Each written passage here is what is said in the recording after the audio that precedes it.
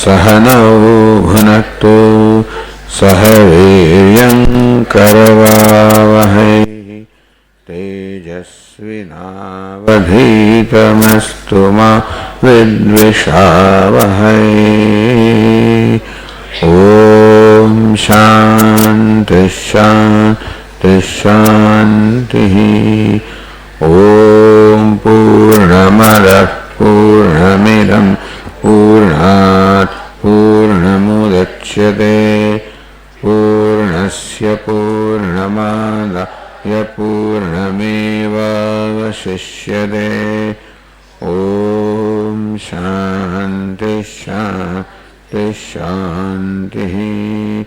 श्रुतिस्मृतिपुराणानाम् आलयं करुणालयं नमामि भगवत्पादं शङ्करं लोकशङ्करं शङ्करं शङ्कराचार्यं केशवं बादरायणं सूत्रभाष्यकृतौ वन्दे भगवन्तौ पुनः पुनः। ईश्वरो गुरुरात्मेति मूर्तिभेदविभागिने व्याप्तदेहाय दक्षिणामूर्तये नमः।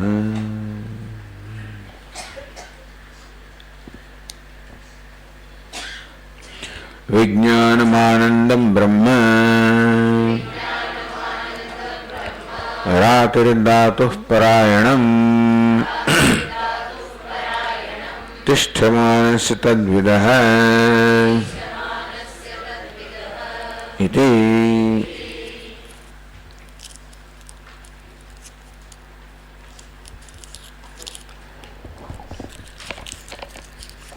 અધ્યાયનું છેલ્લું બ્રાહ્મણ એનું છેલ્લું વાક્ય.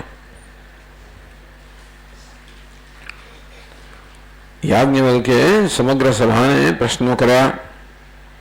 પ્રશ્ન કર્યો મુખ્યત્વે કે આ દેહ અથવા દેહથી ઉપલક્ષિત જગત છે એનું ઉદ્ભવ શેમાંથી છે, જગતનું કયું કારણ છે, જગતનું કયું અધિષ્ઠાન છે, જેનો ઉત્તર આ બ્રાહ્મણોને ખબર ન હતી. છેલ્લે જાત એવં જાયતે કોન્વેનમ જનેત પુનઃ. કોઈ કહે કે જાત એવ જાયતે એ જન્મેલો છે એ જ ફરી જન્મે છે. કોન્વેનમ જનેત પુનઃ તો કે નહીં, એને કોણ જન્મ આપે છે? ટૂંકમાં પરમાત્મા બધાને જન્મ આપે છે. તો બ્રાહ્મણો ઉત્તર આપી શક્યા નહીં, એટલે પછી ત્યાં સમાપ્ત થયો સંવાદ. શ્રુતિ પોતે કહે છે વિજ્ઞાનમ આનંદમ બ્રહ્મ. તો જગતનું કારણ કયું છે એમ જ્યારે કહેવામાં આવે કે આ દેહનો અર્થાત જગતનો જન્મ શેનો થાય છે, જગતનું કયું કારણ છે, જગતનું કયું અધિષ્ઠાન છે? બ્રહ્મ અધિષ્ઠાન. વિજ્ઞાનમ આનંદમ બ્રહ્મ. જે વિજ્ઞાન સ્વરૂપ છે, આનંદ સ્વરૂપ છે, જે બ્રહ્મ છે. તો ગ્રંથકારે વિસ્તારથી આ સમજાવ્યું.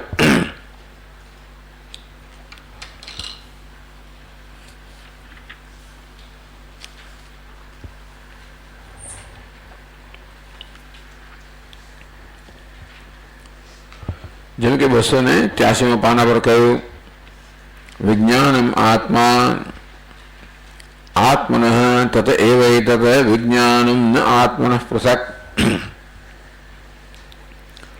જ્યારે વિજ્ઞાનમ સત્યમ જ્ઞાનમ અનંતમ બ્રહ્મ કહેવામાં આવે કે વિજ્ઞાનમ આનંદમ બ્રહ્મ કહેવામાં આવે તો નૈયાયિકો વૈષ્ણવ આચાર્ય અર્થ એવો કહે છે કે વિજ્ઞાન બ્રહ્મ એટલે વિજ્ઞાન જેનો ધર્મ છે એવું બ્રહ્મ. આનંદ વિજ્ઞાન આ બ્રહ્મનો ધર્મ છે. તેથી એટલે જ્ઞાન વિજ્ઞાન વાવ, સુખ વાવ, આનંદ વાવ પરમાત્મા છે. વેદાંત કે નહીં, વિજ્ઞાન તો પરમાત્માનો ધર્મ નથી, પરમાત્માનું સ્વરૂપ છે. ધર્મ હંમેશા ધર્મી કરતા જુદો હોય. એવું એ લોકો માને છે. જેમ કે આ એક પુષ્પ છે, એનો લાલ રંગ છે, તો પુષ્પ એક જુદી વસ્તુ છે, લાલ રંગ જુદી વસ્તુ છે. લાલ રંગ તો ગમે ત્યાં હોય, દિવાલમાં હોય, પુષ્પમાં ગમે ત્યાં રંગ હોઈ શકે. પુષ્પ એક વસ્તુ છે, એને કહેવાય ધર્મી. લાલ રંગ છે ધર્મ. જેમ ધનવાન,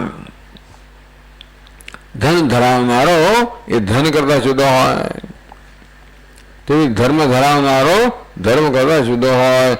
એટલે વિજ્ઞાન કહો, આનંદ કહો, એ બ્રહ્મ આત્માના ધર્મ છે.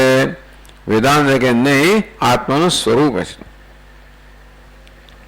આ ધર્મ ને સ્વરૂપમાં થોડો ફેર છે. ધર્મ આવે ને જાય. સ્વરૂપ કેવું છે? જે સદા રહેલું હોય. ધર્મ તો ધર્મી કરતા જુદો હોય, જ્યારે સ્વરૂપ તો ધર્મી એક જ હોય. આત્મન તદ એવૈતદ વિજ્ઞાનમ ન આત્મન પૃથક. વિજ્ઞાન આત્મા વિજ્ઞાન આનંદ કરતા જુદું નથી. વિજ્ઞાન આનંદ, વિજ્ઞાન તો આત્માનું સ્વરૂપ છે. જો વિજ્ઞાન જેને કહો છો, જ્ઞાન કહો છો, ચૈતન્ય જેને કહો છો, કોન્શિયસનેસ જેને કહીએ છીએ, એ કોન્શિયસનેસ કહો, જ્ઞાન કહો, ચેતના કહો, એ ધારો કે આત્માનો ધર્મ હોય તો આત્મા કદાચ જુદું હોય. પૃથક્ત્વે બુદ્ધિ વિજ્ઞાનમ સદુષમ તજ્જડમ ભવેદ. જો જ્ઞાન આત્મા કરતા પૃથક હોય, જુદું હોય, આત્મા એક વસ્તુ છે, જ્ઞાન કહો, કોન્શિયસનેસ કહો, ચૈતન્ય કહો, બીજી વસ્તુ છે. તો પછી જે કોઈ વસ્તુ આત્માથી ભિન્ન હોય, જળ હોય. આત્મા ચૈતન્ય સ્વરૂપ હોય તો આત્મા ભિન્ન જે હોય જળ હોય. આત્મા સત સ્વરૂપ હોય તો આત્મા ભિન્ન મિથ્યા હોય. આત્મા આનંદ સ્વરૂપ આત્મા ભિન્ન દુઃખજનક હોય, દુઃખમય હોય. તો જેવી રીતે આપણા મનમાં પેલી જ્ઞાન વૃત્તિ ઉઠે, ઘટક જ્ઞાન, પઠ જ્ઞાન એ આત્માથી અલગ છે, તે વિજ્ઞાન પણ આત્માથી ભિન્ન હોય તો એ પણ વૃત્તિની જેમ જળ બની જાય. તો જળનું શું થવું છે? જળાનામી પરે પરાપેક્ષા નીતાત્ર ઘટાદેશુ. કોઈ જળ પદાર્થ જેમ કે ઘડો હંમેશા કોઈ ચેતન પર આધારિત હોય. આ ઘડો પોતાને પ્રકાશવા માટે ચેતન પર આધારિત છે. ઘડો સ્વયં પોતાને પ્રકાશિત ન કરી શકે. ઘડો હવા માટે પણ અસ્તિત્વ પર આધારિત છે, એ સ્વયં સિદ્ધ નથી. તો જળનો સ્વભાવ છે કે ચેતન પર આધારિત હોય. ચેતનને કારણે એની સત્તા સ્ફૂર્તિ હોય. જળ વસ્તુનું હવાપણું પણ આત્માને કારણે છે, એનું ભાસવાપણું પણ આત્માને કારણે છે. પરાપેક્ષમ અવિજ્ઞાનમ. જે વસ્તુ અન્ય પર આધારિત હોય એ વિજ્ઞાન ન હોય, ચૈતન્ય ન હોય, જળ જ હોય. ઘટાદિવત અધો ભવેત. આત્મા પણ ઘડાની જેમ જળ બની જાય જો વિજ્ઞાન આત્મા કદાચ જુદું હોય. મળે વિજ્ઞાન એ આત્માનું સ્વરૂપ છે. બ્રહ્મ વિજ્ઞાનમ આનંદમ બ્રહ્મ. આત્મા બ્રહ્મ છે. વિજ્ઞાનાનંદ રૂપોયમ આત્મા બ્રહ્મગિરા ઉચ્યતે. વિજ્ઞાન સ્વરૂપ, આનંદ સ્વરૂપ જે આત્મા છે એ બ્રહ્મ ગયા. બ્રહ્મ શબ્દો હવે કહેવાય છે, એને બ્રહ્મ કહેવામાં આવે. તો બ્રહ્મ એટલે શું?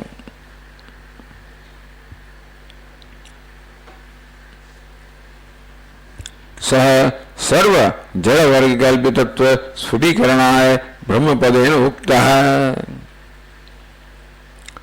બ્રહ્મ એટલે જે નિર્તિશય મહાન છે, મોટું છે, મહાન છે, કોઈ સંકોચ વગર મહાન છે, અર્થાત જેના કોઈ પ્રકારની મર્યાદા નથી. એમનો બ્રહ્મ અનંત. કે દેશની, કાળની, વસ્તુની કોઈ મર્યાદા બ્રહ્મમાં ન હોય. આમ એક સ્થળ બીજા સ્થળને પરિચ્છિન્ન કરે, મર્યાદિત કરે. એક કાળ બીજા કાળને મર્યાદિત કરે. એક વસ્તુ બીજી વસ્તુને મર્યાદિત કરે. કોઈ સ્થળ નથી, એવું કોઈ કાળ નથી, એવું કોઈ વસ્તુ નથી જે બ્રહ્મ કરતા અલગ હોય, બ્રહ્મને મર્યાદિત કરનારી હોય. આમ દેશ કાળ અને વસ્તુ ધરાવનારું સમગ્ર જગત કેવું છે? બ્રહ્મથી જુદું નથી. પણ બ્રહ્મ એમનાથી જુદું છે એટલે આ સમગ્ર એવું છે, અધ્યસ્ત છે, અધ્યારોપિત છે. દેશ કાળ અને વસ્તુનું બનેલું આ જગત અધ્યારોપિત છે એ કહેવા માટે બ્રહ્મ શબ્દનો પ્રયોગ થયો. બ્રહ્મ શબ્દ ત્રિવિધ પરિચ્છેદહીન તો લક્ષણ નિર્દિશ મહત્વ પ્રતિપાદક. બૃહ ધાતુમાંથી બ્રહ્મ શબ્દ બન્યો એટલે કે મહાન. કેટલું મહાન? નિસંકોચ મહાન, મોટું. બાકી મોટો પહાડ તો મોટાપણું મર્યાદિત થઈ જાય. મોટો ઉંદર, મોટો મચ્છર, એ મોટાપણું મર્યાદિત થઈ જાય ને. ખાલી મોટું એમ જયારે કહો ત્યારે કેવું છે? કોઈ પ્રકારના સંકોચ વગર મોટું, નિરતિશય. ને ચડિયા તો કોઈ મોટું નથી. બ્રહ્મ શબ્દથી આ પ્રકારે એનો અર્થ એ થયો કે મોટાઈ કેટલી છે? સર્વ દેશમાં, સર્વ કાળમાં, સર્વ વસ્તુમાં જ રહેલું છે. એવું ત્રણેય પ્રકારના પરિચ્છેદથી, ત્રણેય પ્રકારની મર્યાદાથી મુક્ત છે. यदि जड़ जातम सत्यम स्यात् तदा तन्निष्ठानि तन्निष्ठ अन्योन्य भाव प्रतियोगी विलक्षण वस्तु परिच्छेदापत्ति स्यात्. टूंकમાં બ્રહ્મ ચેતન હોય, આ જળ જગત છે એનાથી જુદું હોય, સત્ય હોય, તો જ્યાં જગત છે ત્યાં બ્રહ્મ નથી, અને તો બ્રહ્મ જગતથી મર્યાદિત થઈ જાય.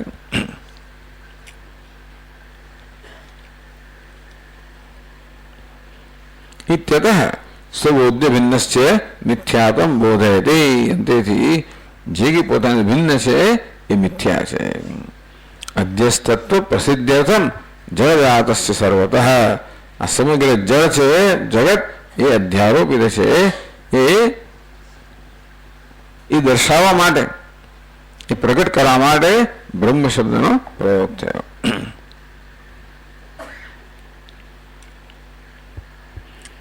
कैसे बीजा श्लोक में यथैकस्मिन् नभश्चैषा कर्णनासादिकल्पना ब्रह्मण्येवं यहैकस्मिन् अज्ञानादि प्रकल्पना.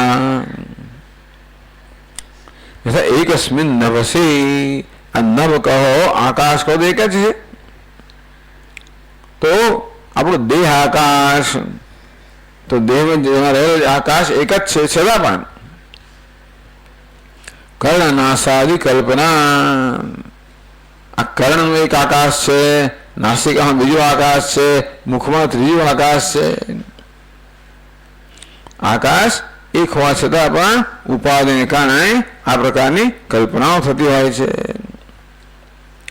બ્રહ્મણી એવમ યહૈકસ્મિન અજ્ઞાનાદિ પ્રકલ્પના. અંતે રીતે બ્રહ્મમાં પણ અજ્ઞાન વગેરેની કલ્પનાઓ છે. ટૂંકમાં આ વસ્તુ બ્રહ્મ કરતા જુદી નથી. આ નાસિકા રહેલો આકાશ, કર્ણમાં રહેલો આકાશ એ દેહાકાશ કરે જુદું નથી, છતાં કલ્પનાને જુદું માનવામાં આવે. એક ઘટાકાશ, બીજું ઘટાકાશ, મઠાકાશ, એટલે આકાશ જુદા નથી, તો ઉપાધિને કારણે દરેકને બીજા કરતા ભિન્ન માનવામાં આવે. બ્રહ્મ એકસ્મિન અજ્ઞાનાદિ પ્રકલ્પના.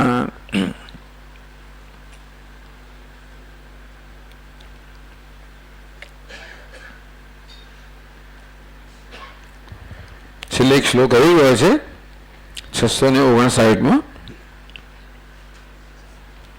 284માં પાના પર ટીકાકાર કહે છે વિજાતે ભેદસ્ય અધ્યસ્તત્વમ ઉપાધીનામ અધ્યસ્તત્વ બોધન દ્વારા સદૃષ્ટાંતમ આહ. તો બ્રહ્મ ત્રિવિધ પરિચ્છેદનો તો પણ થાય કે સજાતીય વિજાતીય સ્વગત પરિચ્છેદ રહિત. બ્રહ્મમાં સજાતીય ભેદ નથી. એક બ્રહ્મ હોય એને જો બે બ્રહ્મ હોય તો સજાતીય ભેદ કહેવાય, એવો ભેદ નથી. વિજાતીય ભેદ બ્રહ્મ ચેતન હોય, જગત જળ હોય, એને કરતા જુદું હોય તો વિજાતીય ભેદ થયો. સ્વગત ભેદ બ્રહ્મની અંદર અંતર્ગત ભેદ હોય તો સ્વગત ભેદ થયો. તો કે સજાતે ભેદ તો નથી, વિજાતે ભેદ કેમ નથી? કારણ કે જેને અન્ય માનવ જગત તો અધ્યારોપિત છે. અધ્યારોપિત ક્યારે પણ અધિષ્ઠાન કરતા ભિન્ન ના હોય. તો રજ્જુ સર્વમાં સર્પ છે એમ કહેવાય બીજી જાતિનો છે, પણ રજ્જુ કરતા ભિન્ન નથી, માટે અધ્યારોપિત છે. એટલે એ રજ્જુ સર્પ એ સજાતીય કે વિજાતીય ભેદ ઉત્પન્ન કરતો નથી. તો એ વાત કહેશે પછીના શ્લોકમાં કહે 659 શ્લોકમાં અસન્નેવ યથા ભેદઃ માયા વપુષિ માયિનઃ તત્ર વા નભસો યદ્વત બ્રહ્મણ્યેવં વિસસ્મૃતઃ.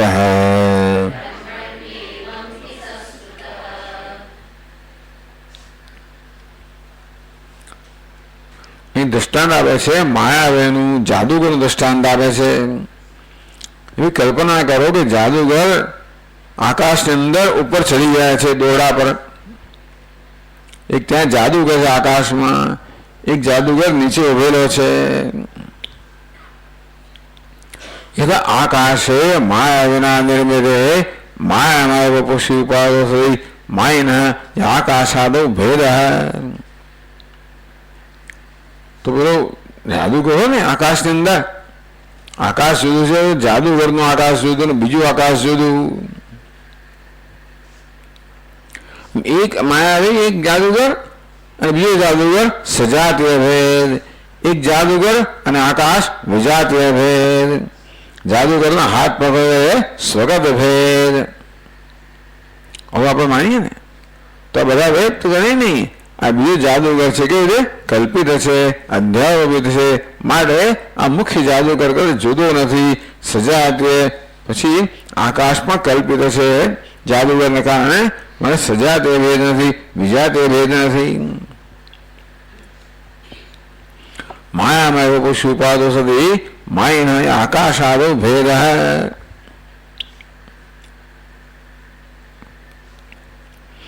માયાવી આકાશ હોય ને તો આ પૂર્વનું આકાશ, પશ્ચિમનું આકાશ, દક્ષિણનું આકાશ, ઉત્તરનું આકાશ, ઉપરનું આકાશ, નીચેનું આકાશ, આ પ્રકારે જાણે કે ભેદ પડે. એટલે કે છે કલ્પના કરે. જયારે પેલો માયાવી જાદુગર જ કલ્પિત હોય, પૂર્વ પશ્ચિમ ઉત્તર દક્ષિણ નિશ્ચયમાં આપણે ક્યાં છીએ પછી નક્કી થાય. પૂર્વ નામની દિશા કોને કહેવાય ભાઈ? આ પૂર્વ અહીંયા હું આવતો નહીં, યાદ તમે આમાં ઉલટા ઉભા આવો તમે પાસે પૂર્વ થઈએ ને. આમ આ બધી દિશાઓ વગેરેમાં કોણ આધારિત છે? વ્યક્તિ પર. પછી માયાવી કહો, જાદુગર કહો, સ્વયં કલ્પિત હોય તો આ બધી દિશાઓ પણ કલ્પિત થઈ ગઈ. બધું છે અધ્યારોપિત છે, માટે કોઈ પ્રકારનો ભેદ એ માયાવીમાં નથી. અસન્નેવ યથા ભેદ માયા વપુષિ માયિનઃ. જાદુગર છે જેને પોતાના જાદુથી અન્ય દેહ ધારણ કર્યો છે, એની અંદર જે ભેદ જણાય છે એ કહેવાય અસત્ય, અર્થાત નથી છતાં પણ જણાય છે, એટલે કે અધ્યારોપિત થાય છે.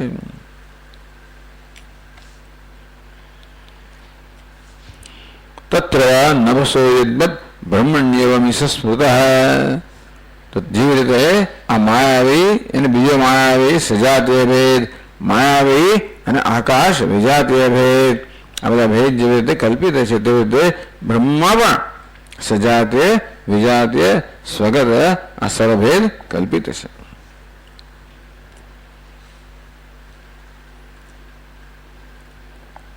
તથા અજ્ઞાનાદિ ઉપાધિનામ કલ્પિતત્વાત તત્પ્રયુક્ત ભેદો બ્રહ્મણી અસન્નેવ. તેમ અજ્ઞાન કહો, અજ્ઞાની ઉપજ કહો, આ જગત આ બધું અધ્યારોપિત છે. તેથી એ જે ભેદ ઉત્પન્ન કરતું જણાય છે એ વાસ્તવિક ભેદ નથી. આમ વિજ્ઞાનમ આનંદમ બ્રહ્મ, આ વાક્ય સમજાવ્યું. રાતુર ધાતુ પરાયણમ, તિષ્ઠમાનસ્ય તદ્વિદઃ. બાકીનું આટલું વાક્ય છે. રાતે દાતુ પરાયણમ.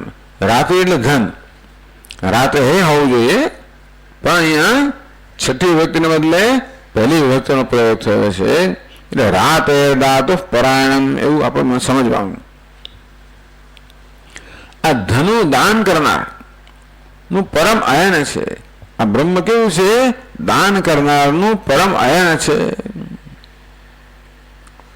એટલે અહીંયા એનો અર્થ કર્મ ફલદાતા છે. આ બ્રહ્મ છે એ કર્મ ફલદાતૃ છે.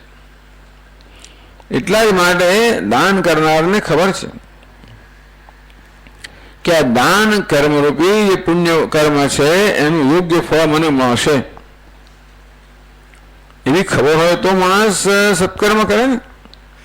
સત્કર્મ કરવાને કારણે એનું યોગ્ય પરિણામ આવશે એ પ્રકારની ખાતરી હોય તો જ આપણે સત્કર્મ કરીએ. ને શું કામ કરીએ? કશું કર્યા વગર સ્વર્ગમાં પહોંચી જવાતો હોય. પેલા આખી જિંદગી સત્કર્મ કર્યું બ્રાહ્મણે, કેટલી પૂજા પાઠ કર્યા, કેટલી કથાઓ કરી, કેટલું બધું કર્યું, ત્યારે સ્વર્ગમાં પહોંચે. એ બીજો એ નજીકમાં હતો એ પણ સ્વર્ગમાં હતો. એ તો પેલો દિલ્હીનો ફટફટ વાળો હતો, એને કોઈ કયું જ નથી. એ સ્વર્ગમાં પહોંચી ગયો. કેમ? કારણ કે એને તો વધારે લોકો રામ રામ રામ રામ લેવડાવ્યું, નામ લેવડાવ્યું. ટૂંકમાં કશું પૂજા પાઠ કર્યા વગર સ્વર્ગમાં જો કોણ પૂજા પાઠ કરે?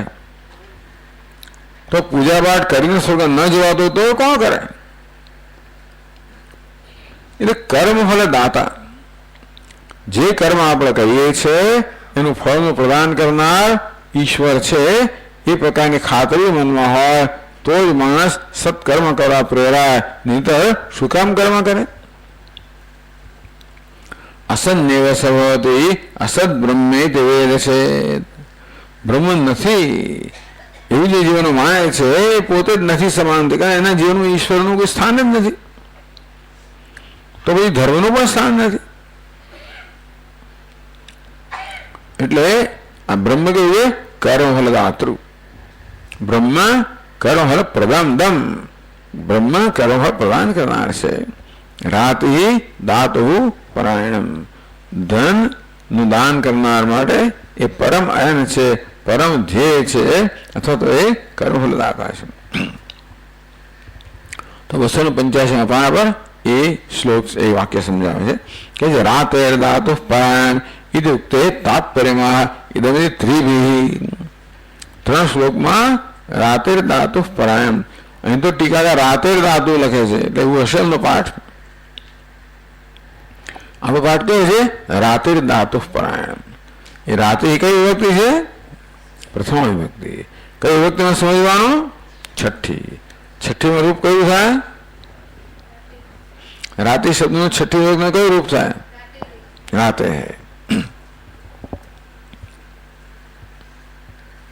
તો હવે એ શ્લોક વાંચીએ. 660મો શ્લોક. ઇદમ વિશુદ્ધ ચૈતન્ય સુખમ બ્રહ્મન કારણમ કિંતુ માયા સમેતમ તત સર્વજ્ઞમ સર્વશક્તિ ચ એતદ્દર્શયિતુમ વેદઃ વદાન્યાનાં પરાયણમ કર્મણાં ફલદાને ચ દેહ કારણમબ્રવીર. ઇદમ વિશુદ્ધ ચૈતન્ય સુખમ બ્રહ્મ ન કારણ. શુદ્ધ બ્રહ્મ એ ખરેખર જગતનું કારણ પણ નથી, કર્મ દાતા પણ નથી. આ બધા સર્વજ્ઞ, સર્વશક્તિમાન, સર્વવ્યાપી, કર્માધ્યક્ષ, કર્મફલદાતા, આ બધા જે આપણે વિશેષણો ભગવાન વાપરીએ છીએ એ બધા બ્રહ્મ પર અધ્યારોપિત છે માયાને કારણે. સ્વયં બ્રહ્મ જગતનું કારણ પણ નથી, કારણપણું પણ નથી, તો એ વિશેષ થઈ જાય ને. કર્મફળ દેવા એવું કઈ કર્મફળ દાતૃત્વ પણ નથી. બ્રહ્મ કેવું છે? બ્રહ્મ નિર્વિશેષ. આપણે વિશેષનો એના પર અધ્યારોપ કરવાનો માયાને કારણે બધી વિશેષતાઓ છે. ઇદમ નિરૂપિતમ વિજ્ઞાન આનંદકર સંયત બ્રહ્મ તદ વિશુદ્ધમ જગત કારણ ન ભવતી. એટલે વિજ્ઞાનમ આનંદમ બ્રહ્મ કહેવામાં આવ્યું. વિશુદ્ધ બ્રહ્મ, નિર્વિશેષ બ્રહ્મ, નિત્ય શુદ્ધ બુદ્ધ મુક્ત બ્રહ્મ કારણમ ન ભવતી. જગત કારણમ ન ભવતી.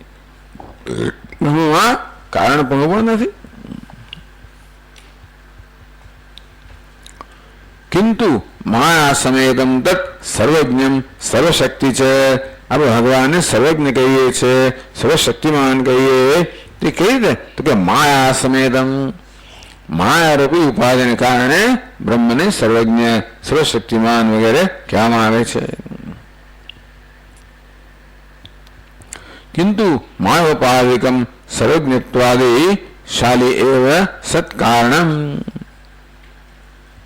તો સર્વજ્ઞ તો જગતનું કારણ સર્વજ્ઞ હોવું જોઈએ, સર્વશક્તિમાન હોવું જોઈએ, તો જ જગતનું સર્જન કરી શકે. આ બધા ગુણો ક્યાં છે? માયામાં છે. તો માયારૂપી વેશને કારણે બ્રહ્મને પણ સર્વજ્ઞ સર્વશક્તિ વગેરે કહેવામાં આવે છે. એટલે માયોપહિતમ બ્રહ્મ, માયારૂપી ઉપાધિ ધરાવનાર બ્રહ્મ જગતનું કારણ છે. સ્વયં બ્રહ્મ જગતનું કારણ નથી. ભગવાન નવમાધ્યાયમાં કહે મયા અધ્યક્ષેણ પ્રકૃતિ સુયતે સચરાચરમ. મારી અધ્યક્ષતામાં હું તો અધ્યક્ષ છું, માત્ર છું અને ભાસું છું. હેતુ ના ને કૌંતે, માત્ર તમારો હવા પણ ભાસવા પણ જ પૂરતું છે. જગત વિપરિવર્તતે, ટૂંકમાં જગતનું વિપરિવર્તન કરવા માટે ભગવાને આમ એક આંખોનું મટકું પણ ના મારવું પડે, આમ જોવું પણ ના પડે, કશું જ ના કરવું પડે. એટલું જો કરવું પડતું તો ભગવાન થાકી ગયા બિચારા. અનાદિ કાથે જો કરતો ભલે ભલે શું થાકી જાય. એટલે મેં અધ્યક્ષ, મારી અધ્યક્ષતામાં, મારી સન્નિધિમાં. કેવી સન્નિધિ? સત સ્વરૂપ જ્ઞાન સ્વરૂપ સન્નિધિમાં. એટલે પરમાત્માની સન્નિધિમાં પ્રકૃતિ કહો, માયા કહો, આ જગતના સર્જનનો પાલનો લયનો ખેલ કરે છે. તેથી મુખ્ય અર્થમાં બ્રહ્મને કે પરમાત્માને જગતનું કારણ પણ ન કહેવાય.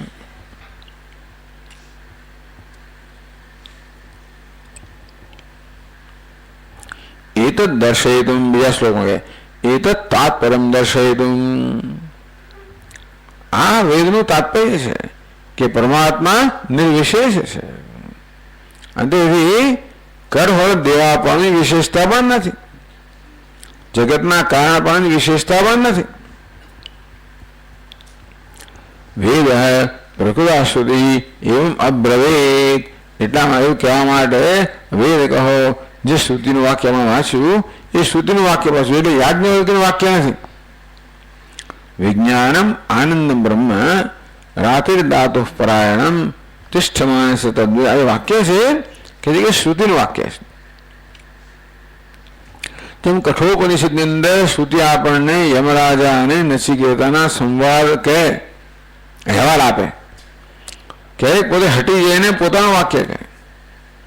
તસ્માન નાન્ય નચિકેતા વણિતે. પછી નચિકેતાને કઈ જોઈતું નથી. એ નચિકેતાનું વાક્ય નથી, યમરાજાનું વાક્ય નથી, શ્રુતિનું વાક્ય છે. તેવી રીતે આ પણ એટલે વેદ અબ્રવેદ, વેદ કહો શ્રુતિ કહો, એમણે આ પ્રકારે કહ્યું. વદાન્યાનામ પરાયણ. વદાન્ય એટલે દાતા. તો વદાન્ય એટલે દાન કરનાર, બહુ ઉદારતાથી દાન કરનાર વદાન્ય. પરાયણમ એટલા માટે બ્રહ્મને આ કર્મફળ પ્રદાન કરનાર કહ્યું. કર્મણામ ફલદાને છે દેહ કારણ અબ્રવેદ. કે બ્રહ્મ જગતનું કર્મ ફળદાતા હોય, જગતનું કારણ કહેવાતું હોય, કર્મ ફળદાતા કહેવાતું હોય, તો એ માયાને કારણે છે, પોતાના સ્વરૂપથી નહીં. વદાન્યાનામ ધનદાન પરાણામ સંબંધિની યાની કર્માણી તેષામ ફલદાને યત પરાયણમ. તો પરાયણ શબ્દનો અર્થ શું કર્યો? દાન કરનારું પરાયણ છે. તો ટીકાકાર શું અર્થ કરે છે? પ્રતિભૂ સમમ જગત વિધારકમ. પ્રતિભૂ એટલે શું કહે? જામીન. બ્રહ્મરૂપી જામીન છે ને એટલા માટે લોકો કર્મ કરે છે. કર્તવ્ય સુપ્તે જાગત તો ફલ યોગે કર્તુમતામ. કોઈ કર્મ પ્રધ્વસ્તમ ફલિત પુરુષારાધન મૃતે અતસ્ત્વામ સંપ્રેક્ષ્ય યસ્ત્વામ સંપ્રેક્ષ્ય કર્તુ ફલદાન પ્રતિભુવમ. પ્રતિભુ એટલે ભગવાન આપ જામીન છો એટલા માટે આપની તરફ જોઈને આ દાન કરે છે.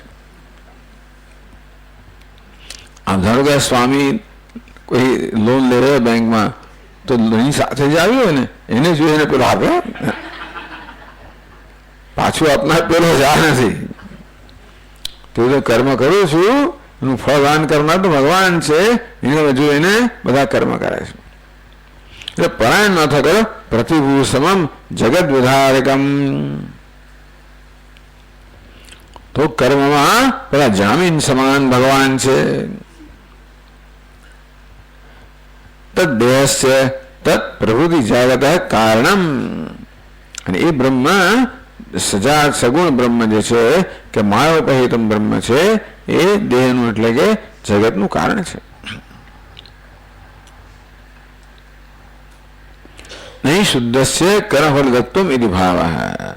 એટલે શુદ્ધ બ્રહ્મ કર્મફલદાતા પણ ન હોય, પણ માયોપાધિક બ્રહ્મ કર્મફલદાતા કહેવાય. તો રાતે દાતુ પરાયણમ કહેવામાં આવ્યો. તિષ્ઠ માણસ તદ્વિદ. તદ્વિદ એ બ્રહ્મનો જ્ઞાની પુરુષ છે. તિષ્ઠ માણસ છે એ જ્ઞાનમાં જે નિષ્ઠ છે. તો બ્રહ્મ જ્ઞાનમાં નિષ્ઠ જે જ્ઞાની પુરુષ છે એનું પરાયણ છે, એટલે એનું પરમ આયન છે, પરમ ધ્યેય છે, પરમ નિષ્ઠા છે. એ વાત હવે સમજાવે છે.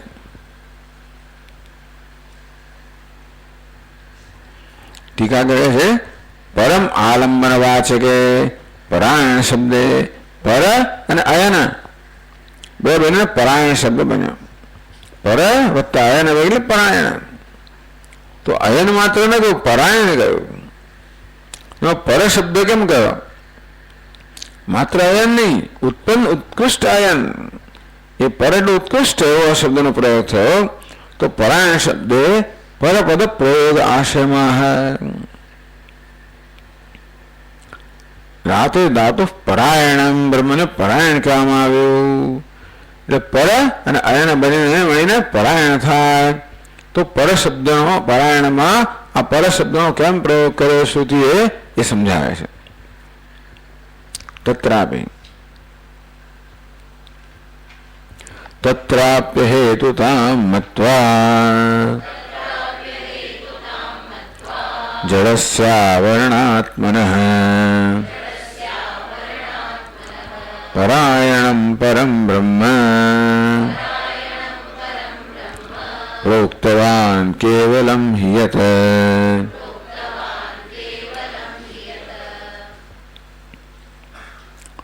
તત્રાપી અહેતુતામ મત્વા.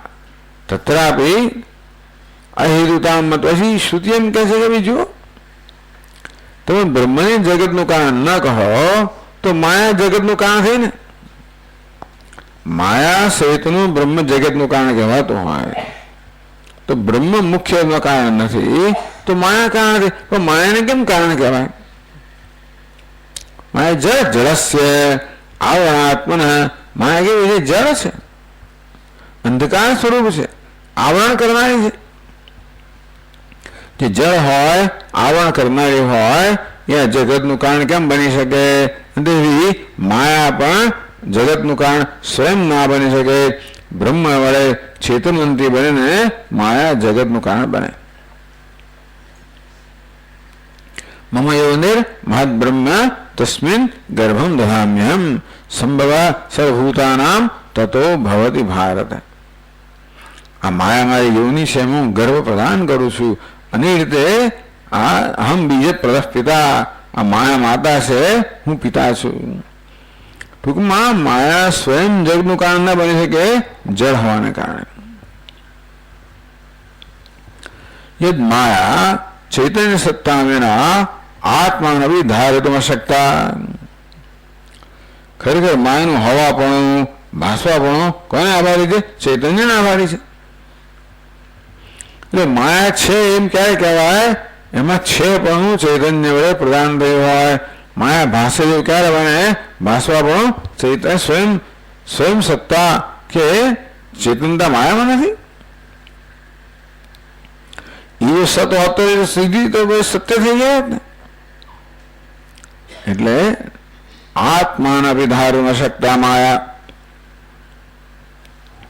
ચૈતન્યની પરમાત્માની સત્તા વિના જે પોતાનું હવાપણું, ભાસવાપણું પણ ન ધરાવે એવી માયા. કથમ પ્રપંચ નિર્વાહે શક્તા સ્યાત. તત્રાપી માયાપી કારણબોધનાય માયા શબ્દસ્ય કારણત્વોક્તોપી એમ અનુપત્તિ ભાષતે. એક પંક્તિ રહી ગઈ કે માયા કારણ છે એવું કહેવા માટે માયા સહિતનું બ્રહ્મ છે એને કારણ કહેવામાં આવ્યું. તો માયાને કારણ કહેવામાં પણ આ એક તર્કની યુક્તિનો દોષ છે, અનુપત્તિ. કેમ કે એ જ માયા ચૈતન્ય સત્તા વિના આત્માનો વિધાયકમાં સત્તા, જે માયા ચૈતન્ય સત્તા વગર પોતાની જાતને ધારણ ના કરી શકે. આમ ઘડો કશાને માટીને કારણે છે, ઘડો પોતાની જાતને ધારણ ના કરી શકે. તો માટી કોને કારણે છે? અસ્થિ ભાતિ પ્રિયને કારણે છે. તો માયામાં કોને કારણે છે? અસ્થિ ભાતિ પ્રિય. એને હવાપણું, ભાસવાપણું, પ્રિયપણું પ્રદાન કરનાર અન્ય છે, પરમાત્મા છે. અશક્તા કથમ પ્રપંચ નિર્વાહ શક્તા સ્યાત. જે માયા પોતાના હવા માટે ભાસવામાં પણ સક્ષમ નથી, એ સમગ્ર જગતનું સર્જન કરવા કેવી રીતે સક્ષમ હોય? ઇતિ અનુપત્તિ ભાષતે. આ પ્રકારે ઉપપત્તિ એટલે યુક્તિ, અનુપત્તિ એટલે યુક્તિનો ભાવ કે પછી યુક્તિની વિરુદ્ધ યુક્તિ. એકસ્યા અનુપત્તે અનુસંધાનેન જયસ્ય આરણાત્મ માયા સંન્યસ અહેતુતામ અનુપન્નામ હેતુમ મત્વા. તમે કહો છો કે ભાઈ વિજ્ઞાનમ આનંદમ બ્રહ્મ, એ વિજ્ઞાન આનંદ સ્વરૂપ બ્રહ્મ કર્મફલ દાતા છે. તમે એનું અર્થઘટન કર્યું કે માયા સહિતનું બ્રહ્મ. પણ શાસ્ત્રમાં કહ્યું છે કે બ્રહ્મ જ જગતનું કારણ કહ્યું. તો બ્રહ્મ જગતનું કારણ છે કે બ્રહ્મ કર્મફલ દાતા છે એવું શાસ્ત્ર કેમ કહે છે? કે માયા સ્વયં તો કર્મફલ દાતા કે જગતનું કારણ બની શકે એમ નથી, અને એ દ્રષ્ટિએ બ્રહ્મને જગતનું કારણ કહેવામાં આવ્યું.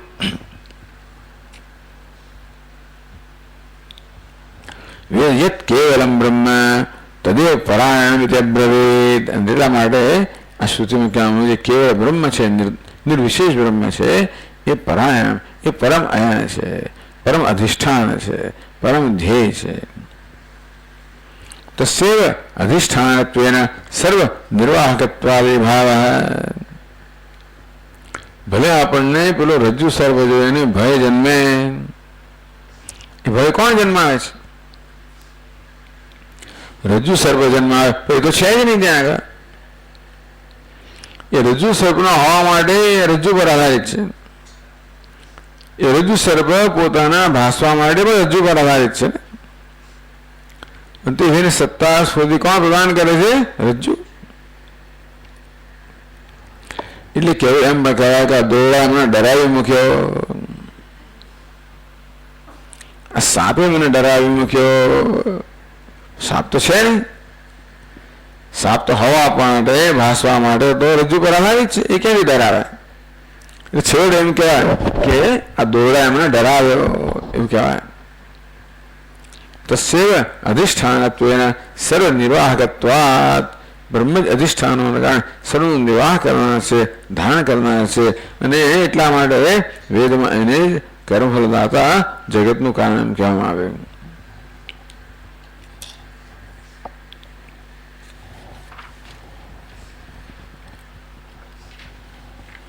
ટીકા કહે છે આગળ, શુદ્ધસ્ય બ્રહ્મણઃ ન કેવલમ માયાયાઃ અધિષ્ઠાનત્વેન પરાયણત્વમ કિંતુ મુક્તમ પ્રત્યવી પરાયણમિત્યાહ. આ શુદ્ધ બ્રહ્મ છે.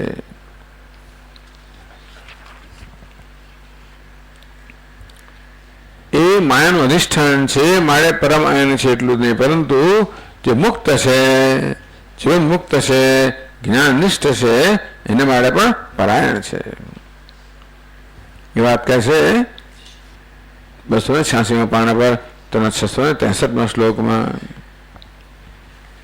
અનેન વચસા વેદ તિષ્ઠમાનસ્ય તદ્વિદઃ આત્માनं યઃ પ્રકાશ્યાસ્તે બ્રહ્મચર્યાદિ સાધનઃ બ્રહ્માહમિતિ તસ્યાવે સ્યાत् તદ્બ્રહ્મપરાયણમ.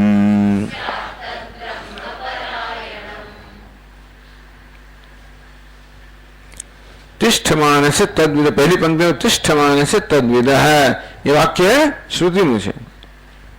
અનેન વચસા, તો આ વચનથી એ આત્માનમ વેદ, જે આત્માને જાણે છે, યહ પ્રકાશ્ય આસ્તે બ્રહ્મચર્યાદિ સાધન, જે સાધક બ્રહ્મચર્ય સાધનો દ્વારા આત્માને પ્રકાશિત કરીને રહેલો છે. બ્રહ્માહમિતિ, હું બ્રહ્મ છું એ પ્રકારના જ્ઞાનમાં નિષ્ઠ છે. તસ્યાભિસ્યાત તદ બ્રહ્મ પરાયણમ, એના માટે પણ બ્રહ્મ પરાયણ છે. તો ટીકા કહે છે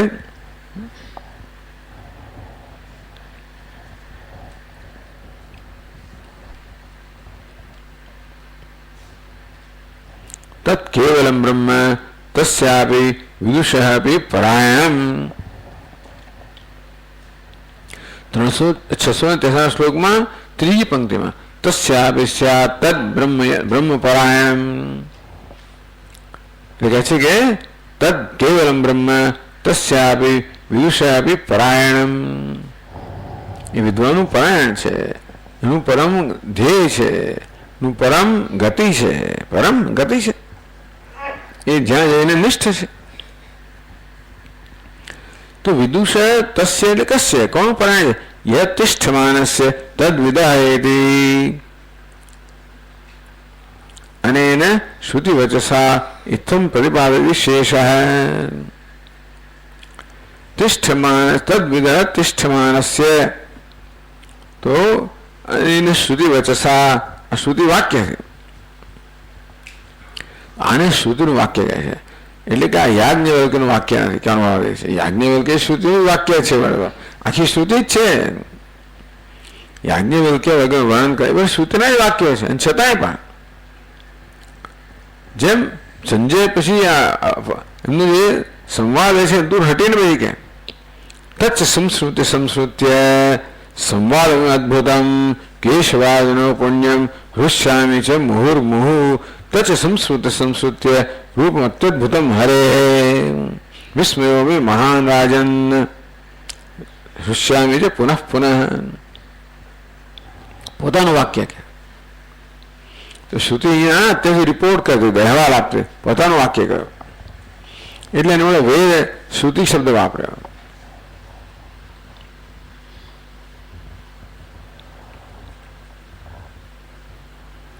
इदानीं श्रुतिवचसा इत्थं प्रतिपादितः इति शेषः तिष्ठमानस्य तद्विदः इति प्रतिपादितः.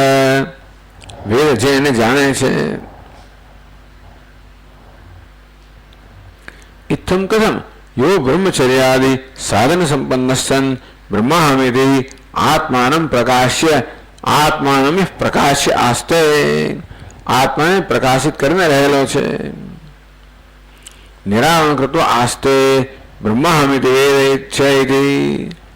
આ વેદ ક્યાં એ બ્રહ્માહમિતિ વેદ હું બ્રહ્મ છું એવું જે જાણે એટલે શું થયું?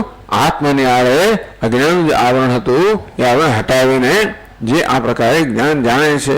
કોણ? બ્રહ્મચર્યાદિ સાધન સંપન્ન. સત્યેન તપસા સત્ય લભ્ય તપસા હેશ આત્મા સમ્યક જ્ઞાન બ્રહ્મચર્ય નિત્યમ. સત્ય લભ્ય તપસા હેશ આત્મા સમ્યક જ્ઞાન બ્રહ્મચર્ય નિત્યમ. એટલે કે બ્રહ્મચર્યાદિ સાધન સંપન્ન. આ સત્ય કહો બ્રહ્મચર્ય આ બધા સાધન સંપન્ન જે છે.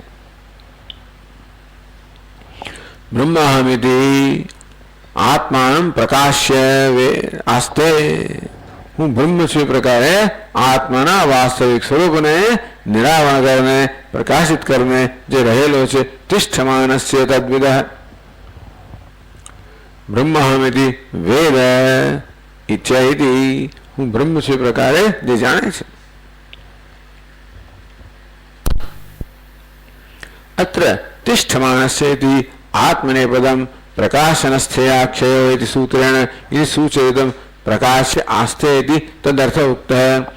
તિષ્ઠમાનસ્ય તદ્વિદ એટલે પ્રકાશ્ય આસ્તે અર્થ કરે. એવું છે ને કે આમાં તિષ્ઠમાનસ્ય સ્થા ધાતુ છે એનો આત્માને પદનો પ્રયોગ થયો જે પરસ્મય પદ છે. તો પ્રકાશન સ્થેયાખ્યયો જ્યારે પ્રકાશન નો હોય સ્થે એટલે નિર્ણયતાના કથનમાં આ સ્થા ધાતુ છે એનો આત્મને પદમાં પ્રયોગ થતો હોય છે. બ્રહ્માહમિતિ વેદેતિ તદ્વિધિ પદશ્ચર્થ. તિષ્ઠમાનસ્ય તદ્વિદ. તિષ્ઠમાનસ્ય એ શબ્દનો શું અર્થ કર્યો? તો બ્રહ્માહમિ આત્માનું પ્રકાશ્ય નિરાવરણ કૃત્વા આસ્તે બ્રહ્માહમિ વેદ તિષ્ઠમાનસ્ય તદ્વિદ. બ્રહ્માહમિતિ વેદ તદ્વિદ એનો અર્થ કર્યો. પદસ્ય અર્થ ઉક્ત વિવેક. આ પ્રકારે આ જ્ઞાની પુરુષ છે બ્રહ્મ એનું પણ પરાયણ છે. અંતિમ પરમ ગતિ છે જેમાં એ નિષ્ઠ છે, જેમાં જેને એ અટકે છે. પ્રકૃત વાક્યસ્ય સંપિંડિતમ અર્થમાહ. વિજ્ઞાનમ આનંદમ બ્રહ્મ રાતિર્ધાતુ પરાયણમ તિષ્ઠમાનસ્ય તદ્વિદ. એ સમગ્ર વાક્યનો સપિંડિત અર્થ સંક્ષેપમાં અર્થ બતાવે છે પછીના શ્લોકમાં. બ્રહ્મ વિજ્ઞાનમાનંદમ કર્મણાં ફલદાતૃ ચ બ્રહ્મવિદ સ્વાત્મરૂપં ચ ન વિદુઃ કારણં દ્વિજાઃ યાજ્ઞવલ્ક્યેન પૃષ્ટાસ્તે કોન્વેનં જનયેદિતિ. अस्माभिस्तु महाभाग श्रुतं वेदस्य वाक्यतः.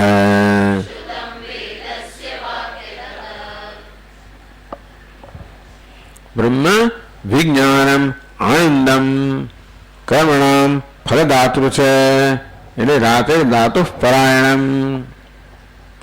બ્રહ્મ સ્વાત્મરૂપમ છે તિષ્ઠમાનસ્ય તદ્વિદ. આ સપિંડિત અર્થ. બ્રહ્મ કો એ વિજ્ઞાનમ આનંદમ. બ્રહ્મ વિજ્ઞાન સ્વરૂપ છે, આનંદ સ્વરૂપ છે. પછી રાતિર ધાતુ પરાયણમ દાન કરનારનું પરમાયણ છે એટલે કે એ કર્મફળ દાતૃ છે. કર્મણામ ફલદાતૃ છે. બ્રહ્મવિદ સ્વાત્મરૂપમ છે તિષ્ઠમાનસ્ય તદ્વિદ. એ જ્ઞાનમાં જે નિષ્ઠ છે તો આ બ્રહ્મ કેવું છે? બ્રહ્મવિદ સ્વાત્મરૂપમ છે, બ્રહ્મ જ્ઞાનનું સ્વયં આત્મ સ્વરૂપ છે. આટલી વાતો કહેવામાં આવી. એ કે વિજ્ઞાનમ આનંદ સ્વરૂપ છે, કર્મનું ફળ પ્રદાન કરનાર છે. જો એ જ્ઞાની પુરુષનો આત્મા છે, આત્મરૂપે જ્ઞાની પુરુષ એને જાણે છે. તો ટીકા કહે યદ બ્રહ્મ વિજ્ઞાન આનંદ રૂપમ માયોપાધિકમ કર્મણામ ફલદાતૃ. તો બ્રહ્મ કર્મ ફલદાતા ક્યારે બને? માયોપાધિક હોય ત્યારે. પણ જ્ઞાન આત્મા છે સ્વયં. બ્રહ્મ સ્વયં તો જ્ઞાની પુરુષનો આત્મા છે. પણ કર્મ ફલદાતા ક્યારે? સગુણ બ્રહ્મ, નિર્ગુણ બ્રહ્મ જ્ઞાનીનો આત્મા છે, સર્વ આત્મા છે. સગુણ બ્રહ્મ તો માયા સહિત હોય ત્યારે થાય.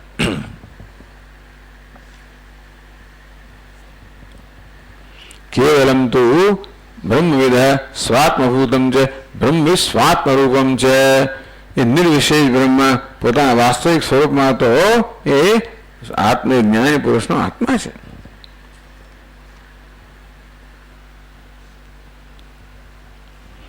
ન વિદુ કારણમ દ્વિજા તદેવ જગત કારણમ.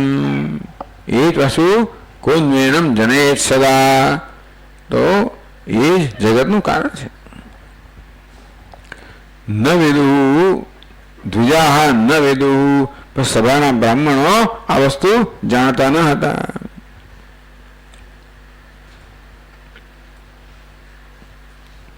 ઇત્યવમ દ્વિજા ન વિદુ. તો આ દ્વિજો બ્રાહ્મણો જાણતા ન હતા. કીદૃશા દ્વિજા, કેવા દ્વિજો, કેવા બ્રાહ્મણ? યાજ્ઞવલ્ક્યેન પૃષ્ઠાસ્તે કોન્વેનમ જનયેદિતિ. યાજ્ઞવલ્ક્યે પૂછ્યું તો કે જાત એવને જાત પૂર્વ પક્ષ હતો. કોન્વેનમ જનયેત પુનઃ. એ સ્વયં જન્મ્યો છે એવું નથી, એને પણ પૂર્વનું કારણ છે જન્મવાનું. મારે મૂળ કારણ કયું છે? ઇતિ યાજ્ઞવલ્ક્યેન પૃષ્ઠાહ. આ બ્રાહ્મણો જેમને યાજ્ઞવલ્ક્યે આ પ્રકારે પૂછ્યું કે કોન્વેનમ જનયેત પુનઃ, વિપશ્વાને કોણ જન્મ આપે છે? એવું છે ને કે પેલી એ તો કહેવાનું આપણને કે બીજા અંકુર પરંપરા જે અનાદિ છે. આ તો દેહ કેવો છે? બીજા અંકુર પર અનાદિ છે. બીજ અંકુરને ઉત્પન્ન કરે, અંકુર બીજને ઉત્પન્ન કરે. તો ક્યારે બને? જ્યારે પૃથ્વી હોય, ધરતી હોય, જે બંનેનો આધાર છે એ હોય ત્યારે. તેમ કર્મ કદાચ એનું ઉત્પન્ન કરેલું ક્યારે બને? બંનેનો આધાર જે હોય પરમ બ્રહ્મ હોય ત્યારે. તેથી મૂળ કારણ કયું? પરમ બ્રહ્મ.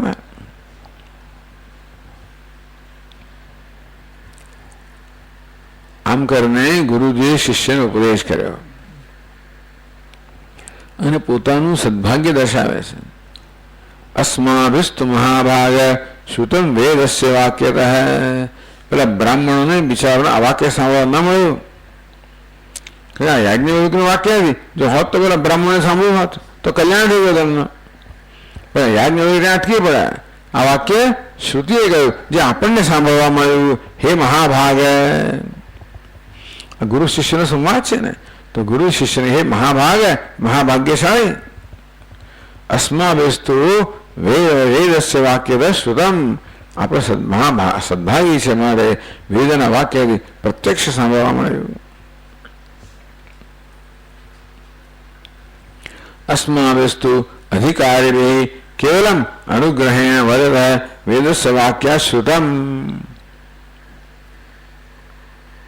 આપણા જેવા અધિકારી છે તો કેવલ અનુગ્રહેણ વદત વેદસ્ય. વેદ કશું કહેવું શું કામ જોઈએ? ભગવાને કશું કહેવું શું કામ જોઈએ? કેવલમ અનુગ્રહેણ વદત. તમારું જે થાય તો વેદ ને શું ભાઈ? શ્રુતિ ને શું? તું તારા આનંદ મજા કર. જેમ જે થાય તો કે નહીં. માં છે ને, માંથી પોતાના સંતાનનું દુઃખ સહેવાય નહીં. એટલું જ નહીં, પરંતુ માં સંતાનનું શ્રેષ્ઠ ઈચ્છે. તો વેદ કહો, શ્રુતિ કહો, માતા છે. અંતે કહે છે કેવલમ અનુગ્રહે વદત, કોઈ કારણથી માતા બાળકનું દરકાર કર્યો ને, માત્ર અનુગ્રહથી, પ્રેમથી છે. તો વેદ પણ માત્ર અનુગ્રહથી, પ્રેમથી આ ઉપદેશ કરે છે. વેદસ્ય વાક્યાચ્યુતમ, આપણે તો વેદ વાક્યથી આ જાણવા મળે એ શિષ્ય આપણે મહાભાગ્યશાળી છે. એ દોહો સંબંધ આ તો કથા પૂરી થઈ. ઇતિહાસમ ઉપસંહરન, ઇતિહાસ ઇતિહાસ આ પ્રકારે બન્યું. આ રીતે ગુરુ શિષ્યના સંવાદ રૂપે આપણને આ ઉપનિષદનો ઉપદેશ થયો. આખ્યાયિકા, આખ્યાયિકા શું છે? એક ગુરુ છે, શિષ્ય છે, ઉપદેશ કરે છે. ઇતિહાસમ ઉપસંહરન, હવે ઇતિહાસનો ઉપસંહાર કરે છે. ઉત્તરાધ્યાય જિજ્ઞાસામ ઉત્થાપયતિ, ઉપનિષદ પૂરું થયું નથી. જનક રાજાની સભામાં યાજ્ઞવલ્ક્યનો આ વિદ્વાન બ્રાહ્મણો સાથે જે સંવાદ થયો એ આપણને કહેવામાં આવ્યો. હવે યાજ્ઞવલ્ક્ય જનકનો સંવાદ થશે, પછી યાજ્ઞવલ્ક્યને મૈત્રીનો સંવાદ થશે. આ ત્રીજો અધ્યાય છે ને, આ ત્રીજો અધ્યાય, પછી ચોથો અધ્યાય. તો 3 ને 4 બંને અધ્યાયો છે. આ ત્રીજો અધ્યાય પર ચોથો અધ્યાય છે યાજ્ઞવલ્ક્ય જનકના સંવાદના રૂપમાં છે. આખો મુનિકાંડ કહેવાય છે, યાજ્ઞવલ્ક્ય કાંડ કહેવાય છે. પહેલા 2 અધ્યાયને મધુકાંડ કહેવામાં આવ્યા, બીજા 2 અધ્યાયને યાજ્ઞવલ્ક્ય કાંડ કે મુનિકાંડ કહેવામાં આવે છે. યાજ્ઞવલ્ક્ય કાંડનો એક અધ્યાય પૂરો થયો હોય, પણ બીજો અધ્યાય છે એ બીજો અધ્યાય કોણ ક્યારે કે જો આપણને જાણવાની જિજ્ઞાસા ઈચ્છા હોય તો ને. આમ વાર્તાલાપ આગળ ક્યારે વધે? ભગવાને 18 અધ્યાય ક્યારે અર્જુનને કહ્યા? અર્જુન વારંવાર વળી જિજ્ઞાસા પ્રદર્શિત કરે ત્યારે ભગવાન કહે ને એને. તે રીતે ગુરુજી પણ આગળ વાર્તાલાપ ક્યારે કહે? જ્યારે શિષ્યમાં જાણવાની ઉત્કંઠા હોય ત્યારે. એ કહે છે કે ઉત્તરાધ્યાય જિજ્ઞાસા ઉત્થાપયતિ, પછીના અધ્યાયની જિજ્ઞાસા છે એનું પણ અહીંયા આગળ એનું પણ આરંભ કરે છે. એવું બીજી ત્રિભી આ 3 શ્લોકની અંદર તો 666 શ્લોકમાં કહે છે એવમ મહાનુભાવસ્સઃ એષ વાજસનેયકઃ યાજ્ઞવલ્ક્ય સૂર્ય શિષ્યઃ ધીમતામિ પુરસ્થિતઃ.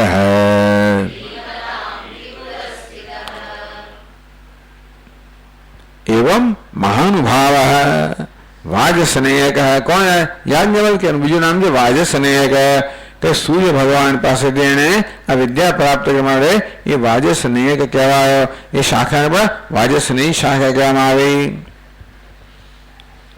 કેવા છે? મહાનુભાવ, અત્યંત પ્રભાવશાળી, મહાન પ્રભાવશાળી આ યાજ્ઞવલ્ક્ય. એ આ યાજ્ઞવલ્ક્ય આ પ્રકારે સૂર્ય શિષ્ય પ્રભાવશાળી તેજસ્વી કેમ ન હોય? ભગવાન સૂર્ય દેવતાના શિષ્ય છે.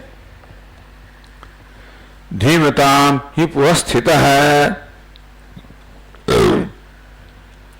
ધીમતામ પુરઃ, બુદ્ધિમાનમાં અગ્રગણ્ય છે. યાજ્ઞવલ્ક્ય કેવા છે? ધીમતામ પુરઃ. પુરઃ એટલે સમક્ષ પણ ખરો, પણ એમનામાં અગ્રગણ્ય પણ ખરા. યાજ્ઞવલ્ક્ય બધા બુદ્ધિમાનમાં અગ્રગણ્ય છે, સૂર્યના શિષ્ય છે, વાજસનેય છે, મહાનુભાવ છે, મહાન પ્રભાવશાળી છે.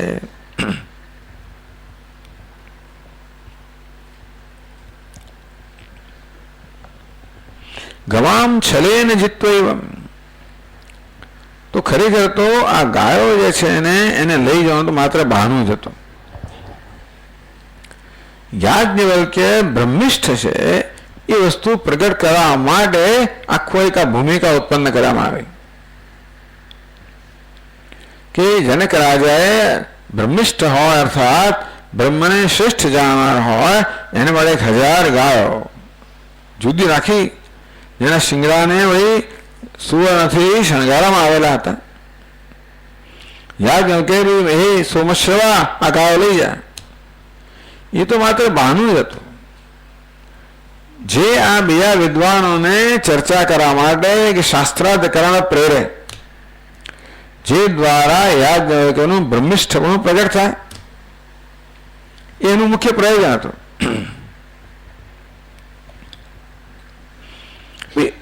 યાજ્ઞવલ્ક્ય શ્રેષ્ઠ એમાં આપણને શું? તો કે નહીં, યાજ્ઞવલ્ક્ય કેમ શ્રેષ્ઠ છે? એના જ્ઞાનને કારણે શ્રેષ્ઠ છે. એમના જ્ઞાનને કયું જ્ઞાન? પરમાત્મા જ્ઞાન. પણ પરમાત્મા જ્ઞાનની મહત્તાને અહીંયા આગળ પ્રગટ કરવા માટે બ્રહ્મ વિદ્યા કહો, પરમાત્મા જ્ઞાન કહો, એની મહત્તા પ્રગટ કરવા માટે. કેમ મહત્તા પ્રગટ થાય? તો જ્ઞાનની સ્તુતિ શા માટે કરવામાં આવે? જેથી આપણા એ જ્ઞાન પ્રાપ્ત કરવાની ઉત્કંઠા જન્મે, એથી લોકોનું કલ્યાણ થાય. એટલે કહે છે ને કે ભાઈ રામચંદ્રજીની આ જે યશ છે એ હંમેશા ગાવામાં આવશે, જે લોકોનું કલ્યાણ થાય. શું કામ શ્રી કૃષ્ણ ભગવાને લીલા કરી, રામજી કેમ લીલાઓ કરી? જેથી ભવિષ્યમાં ભક્તો આ લીલાઓનું ગાન કરશે, કથન કરશે, સ્મરણ કરશે, શ્રવણ કરશે. એમ કરતા કરતા એમનું કલ્યાણ થશે. તો બ્રહ્મ જ્ઞાનની મહત્તા કેમ પ્રગટ કરવામાં આવે? જેથી આ સાધકો બ્રહ્મ જ્ઞાન પ્રાપ્ત કરીને પોતાનું કલ્યાણ કરશે. એ બ્રહ્મ જ્ઞાનની મહત્તા કેમ પ્રગટ થાય? બ્રહ્મ જ્ઞાની જે છે યાજ્ઞવલ્ક્ય, એની મહત્તા પ્રગટ કરવા દ્વારા. એવું ક્યારે બને? જ્યારે યાજ્ઞવલ્ક્ય અને બીજા વિદ્વાનો વચ્ચે શાસ્ત્રાર્થ થાય. એવું ક્યારે થાય? પેલા બ્રાહ્મણ ગુસ્સે થઈ જાય, યાજ્ઞવલ્ક્યને પડકારે. ક્યારે પડકારે? યાજ્ઞવલ્ક્ય જાહેર કરે કે હું બ્રહ્મિષ્ઠ છું. કહ્યું નહીં, તો જાહેર કેમ કર્યું? ગાયો લઈ જવા દ્વારા. એ આખું બધું ઊભું કરવામાં આવ્યું.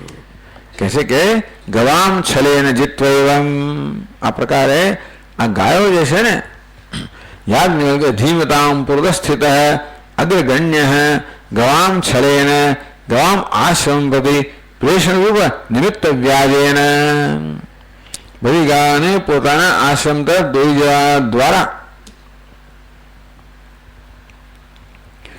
બ્રાહ્મણાન જીત્વૈવમ બ્રાહ્મણાન પૃથ્વીગતાન, સમગ્ર પૃથ્વીમાંથી બ્રાહ્મણ આવેલા ને એ બધાને જીતીને વિદગ્ધમ ભસ્મસાત કૃત્વા. કોણ વિદગ્ધ? બ્રહ્મવિદ દ્વેષિકા, દ્વેષ કારણમ, બ્રહ્મજ્ઞાનનો અકારણ દ્વેષ કરનાર. દ્વેષનું કારણ હતું, યાજ્ઞવલ્ક્યનું કશું બગાડ્યું નહોતું, છતાં પણ યાજ્ઞવલ્ક્ય પ્રત્યે દ્વેષ કરતો હતો. એ દ્વેષની પરાકાષ્ઠા આવી ગઈ. યાજ્ઞવલ્ક્ય એને બધા પ્રકારની તક આપી છૂટી જવા માટે, પણ એટલો જ દ્વેષીલો હતો કે નહીં, હું એને હરાવીને જ છોડીશ, હું જીતીને જ છોડીશ. આમ યાજ્ઞવલ્ક્ય પ્રત્યે દ્વેષથી પ્રેરાઈને આ શાકલ્યે આ ચર્ચા ચાલુ રાખી અને મારાનું મસ્તક છેડાઈ ગયું.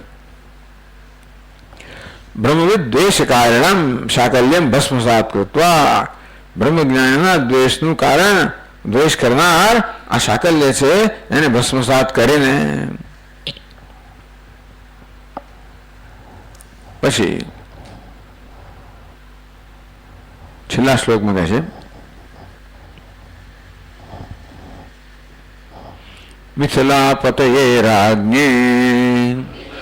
વાંચી ગયા આ બાકી છે, પેલું બાકી છે ને.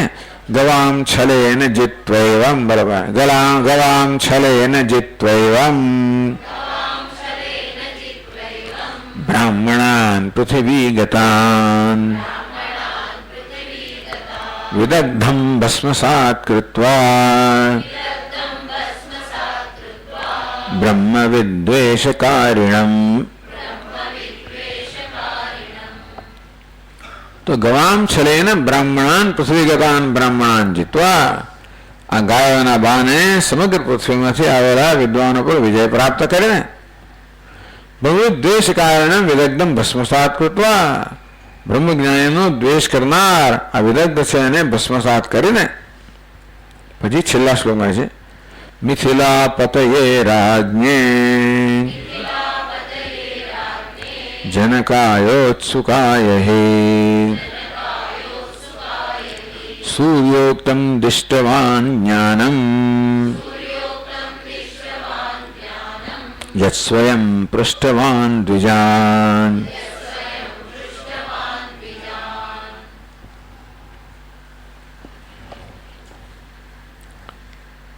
એટલે કહ્યું કે જો બ્રહ્મજ્ઞાની શાસ્ત્રાર્થ કરી છે, આપણે દ્વેષ ના કરવો. ખરેખર તો એની સાથે ભાણવું જ એ શ્રેષ્ઠ વસ્તુ છે. તેષામ ત્વયા સનેન પ્રશ્વસિતવ્યમ. વિદ્વાન આવે તમને આસન આપીને એમનો આદર કરવો જોઈએ, એમના ચરણે બેસવું જોઈએ, એમની હાજરીમાં શ્વાસ સુદ્ધા ના રહેવો જોઈએ. હું કહેવામાં આવ્યું એટલા નમ્ર બની ના રહેવું જોઈએ, હાજરી પણ ન જાય એટલા નમ્ર બનીને બેસવું જોઈએ ચરણમાં અને શિક્ષા પ્રાપ્ત કરવી જોઈએ. તો એ તો એવું કરવું જોઈએ, દ્વેષ ના કરવો જોઈએ. કોઈ સંજોગોમાં એવું ના થતો ભલે, પણ કોઈ સંજોગોમાં દ્વેષ તો ન જ કરવો જોઈએ. અને પછી છેલ્લે મિથિલા પતે રાજ્ઞે જનકાય ઉત્સુકાય હે. જનકાય કે ઉત્સુક છે એ કેવા છે હંમેશા તો કે વિદ્યા વ્યાસંગીયાને કહેવાય. વિદ્યાનો વ્યાસંગ ધરાવનારા, વિદ્યા હંમેશા પ્રાપ્ત કરવા ઉત્સુક. ઉત્સુકાય જનકાય રાજ્ઞે. જનક રાજા જે ઉત્સુક છે વિદ્યા પ્રાપ્ત, મિથિલાપતિ છે, રાજા છે, ઉત્સુક છે, જનક જેમનું નામ છે.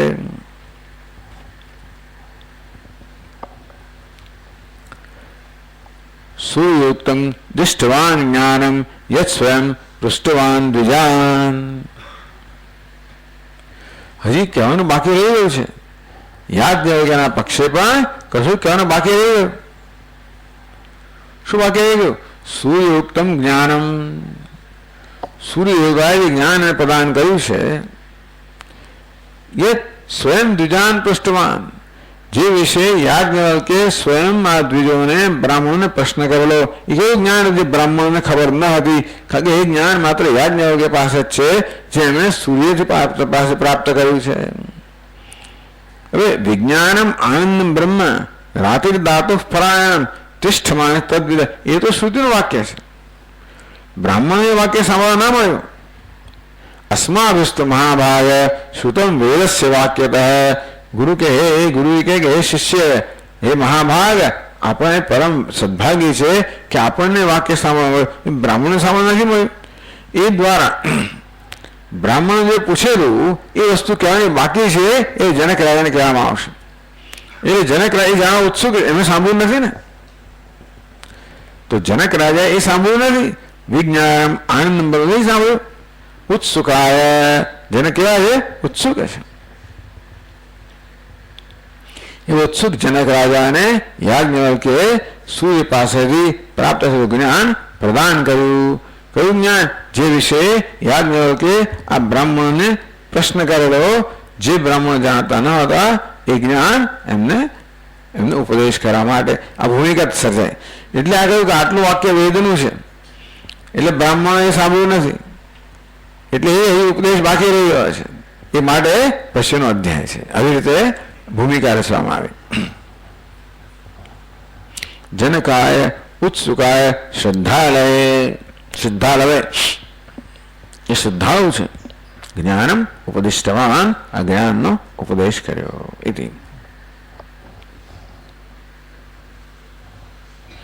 ઇતિ શ્રીમદ પરમહંસ પરિવાજકાચાર્ય આનંદાત્મ પૂજ્યપાદ શિષ્યેણ શંકરાનંદ ભગવતા વિરચિત ઉપનિષદ રત્ન આત્મપુરાણે બૃહદારણ્યકે યાજ્ઞવલ્ક્ય કાંડા સારાર્થ પ્રકાશકે ઋષિ યાજ્ઞવલ્ક્ય સંવાદ નામ પંચમો અધ્યાય. ઇતિ આ પ્રમાણે શ્રીમદ પરમહંસ પરિવ્રાજકાચાર્ય એ કોણ છે? આ ગ્રંથકારના પણ ગુરુ શંકરાનંદ ભગવતા વિરચિત. ભગવાન શંકરાનંદ વડે રચાયેલું આ કેવું છે? ઉપનિષદ રત્ન. ખરે આત્મપુરાણ છે એ ઉપનિષદ રત્ન છે. ઉપનિષદમાં ઉપનિષદ રત્ન છે. ઉપનિષદના જે બધા રત્નો છે એનો સંચય એમાં કરવામાં આવ્યો છે. એ શંકરાચાર્ય ભગવાન કોણ છે? શ્રીમદ પરમહંસ પરિવ્રાજકાચાર્ય આનંદાત્મ પૂજ્યપાદ શિષ્યેણ, આનંદાત્માના પૂજ્યપાદ શિષ્ય છે. એ આનંદાત્મા સ્વયં કેવા છે? પરમહંસ પરિવ્રાજકાચાર્ય એવા આનંદાત્માના પૂજ્યપાદ શિષ્ય ભગવાન શંકરાનંદે છે. આત્મપુરાણ એમાં બૃહદારણ્યક ઉપનિષદ ચાલી રહ્યું છે. એમાં પણ યાજ્ઞવલ્ક્ય કાંડ સાર, યાજ્ઞવલ્ક્ય કાંડનો ત્રીજો અને ચોથો અધ્યાય યાજ્ઞવલ્ક્ય કાંડ છે. એનો સાર પ્રગટ કરો એ આત્મપુરાણનું પ્રયોજન છે.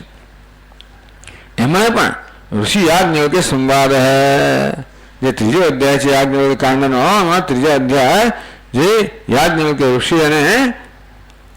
ઋષિઓ અને યાજ્ઞવલ્ક્ય વચ્ચેનો જે સંવાદના રૂપા છે, ના પંચમો અધ્યાય એ પંચમો અધ્યાય સમાપ્ત થયો. ઉપનિષદનો ત્રીજો અધ્યાય, પણ આ ગ્રંથમાં પાંચમો અધ્યાય. એ પ્રકાર અમે વિભાગ કર્યા છે. તમે જુઓ કે બધી કોઈ જરૂરી વસ્તુ નથી, બધી કાઢી નાખી. અમે માત્ર રત્ન જ લીધા. ભોળારણ્યકમાં પણ આખું અવિદ્યા પ્રકરણ હતું, કાઢી નાખ્યું અમે. એક વિદ્યાસૂત્ર હતું, અવિદ્યાસૂત્ર હતું. નસભેદા અવિદ્યાસૂત્ર ચર્ચા ના કરી, આગળ ઉપાસનાની ચર્ચા એવું ના કરી. આપણે તો પછી પેલા જ વાક્યો ગયા, અહમ બ્રહ્માસ્મિ વગેરે જે વાક્યો છે એ જ કહ્યું આપણને. એ જ અજ્ઞાન વિજ્ઞાન એકોસી પરાયણમ સચ્ચિદાનંદ રૂપાય સર્વજ્ઞાય તે નમઃ. ટીકાકાર સમાપન કરે છે. यह एकोसी ए भगवान તું એકમાત્ર પરાયણ છે. કોણ? અજ્ઞાનાનામ, અજ્ઞાની લોકો માટે પણ તું પરાયણ છે. કઈ રીતે? દાન કરનારા માટે, કર્મ ફળ દાતા છે. વિજ્ઞાનામ, વિજ્ઞાન જે જ્ઞાનીઓ છે એનું પરાયણ છે, એમના આત્મ સ્વરૂપે. કેવું છે તું? એક અદ્વિતીય હે ભગવાન તું સચ્ચિદાનંદ રૂપાય સર્વજ્ઞાય ઈશ હે ઈશ. જે સચ્ચિદાનંદ રૂપ છે, સર્વજ્ઞ છે એવા ઈશ તને નમસ્કાર. इति श्री दत्त कुल तिलक कृष्णचंद्रात्मज दिलाराम सूरी तनुज रामकृष्णस्य श्री विश्वेश्वराश्रम पूज्य पादानुग्रहितस्य कृतौ आदपुराण टीकायां सत्प्रसवाख्यायां पंचमोध्याय. आ टीका नाम सत्प्रसव टीका नाम છે. આ ટીકાના લેખક કોણ છે? શ્રી રામકૃષ્ણ. એ કોણ છે? દિલારામ સુરી તનુજ. દિલારામ સુરીના પુત્ર છે. એ પોતે કોણ છે? કૃષ્ણચંદ્રાત્મજ, કૃષ્ણચંદ્રના પુત્ર. દત્તકુલ તિલક, આ દત્તકુલ જે છે એના તિલક કૃષ્ણચંદ્ર, એમના પુત્ર દિલારામ સુરી, એમના પુત્ર રામકૃષ્ણ. એ એમનો પુત્ર ખરા, પણ શિષ્ય કોણ? શ્રી વિશ્વેશ્વરાશ્રમ પૂજ્યપાદ અનુગ્રહિતસ્ય. વિશ્વેશ્વર આશ્રમ જે છે, જેનું નામ છે એવા મહાન આચાર્ય એમનાથી અનુગ્રહિત આ શ્રી રામકૃષ્ણ છે. એમની આ કૃતિ છે કઈ? આત્મપુરાણ ટીકા. આત્મપુરાણ ટીકા છે એમની કૃતિ છે. એમાં સત્પ્રસવ જેનું નામ છે, એમાં પાંચમો અધ્યાય સમાપ્ત થાય છે. ઋષિ આજ્ઞવલ્ક્ય સંવાદ નામક પાંચમા અધ્યાય સંપૂર્ણ. ઓમ પૂર્ણમદઃ પૂર્ણમિદં પૂર્ણાત પૂર્ણમુદચ્યતે પૂર્ણસ્ય પૂર્ણમાદાય પૂર્ણમેવાવશિષ્યતે. ઓમ શાંતિ શાંતિ શાંતિ. શંકરં શંકર કેશવં બાદરાયણં सूत्रभाष्यकृतौ वन्दे भगवन्तौ पुनः पुनः.